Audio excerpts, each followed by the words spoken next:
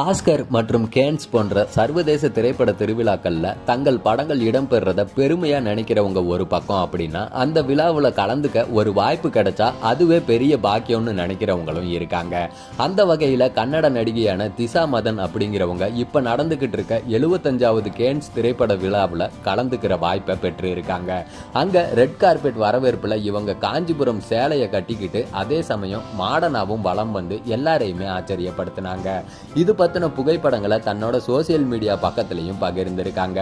இந்த காஞ்சிபுரம் சேலையை செட்டிநாடு பகுதியை சேர்ந்த 4 நெசவாளர்கள் கிட்டத்தட்ட 400 மணி நேரம் வேலை செஞ்சு கை வேலைப்பாட்டிலேயே உருவாக்குனாங்களாம். இதுக்காக 1950களில் செட்டிநாடு வீட்டு திருமணத்துல மணப்பெண்ணுக்கு உருவாக்கப்படுற திருமண பட்டு சேலையோட வடிவமைப்புல இந்த புடவையை உருவாக்கி இருப்பதா சொல்லப்படுது.